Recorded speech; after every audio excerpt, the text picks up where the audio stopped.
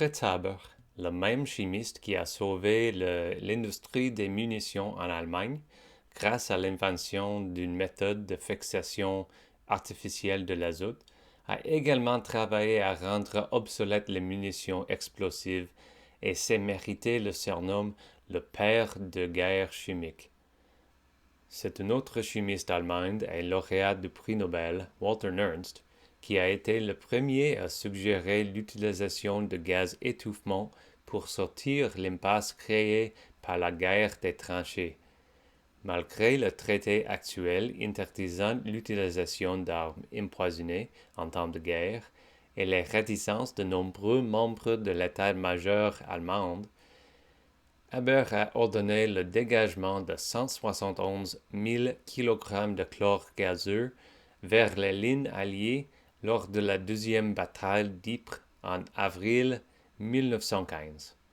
Comme il est plus lourd que l'air, le gaz s'est infiltré dans les tranchées, attaquant les yeux, le nez et les poumons de soldats français, britanniques et canadiens. Une solution est saturée si elle contient la quantité maximale de soluté qu'elle peut dissoudre. Par exemple, un litre d'eau peut contenir environ 360 g de chlorure de sodium à température ambiante. Une quantité supérieure ne se dissoudra pas. Si le processus pour la production de chlore gazeux a commencé avec 10 litres de solution saline saturée, quel est le réactif limitant? Quelle quantité de chlore gazeux pourrait-il produire?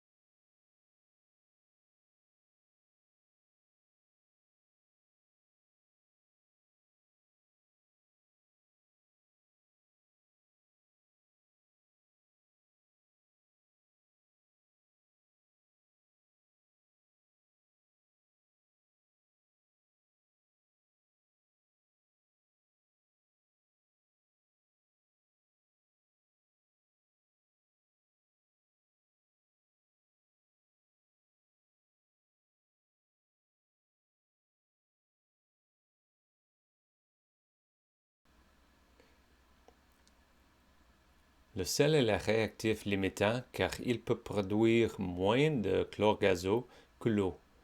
Et si nous avons mis plus de 3600 grammes de sel dans les 10 litres d'eau d'origine, que se passera-t-il pour le sel qui ne se dissout pas au fur et à mesure que le processus se déroule?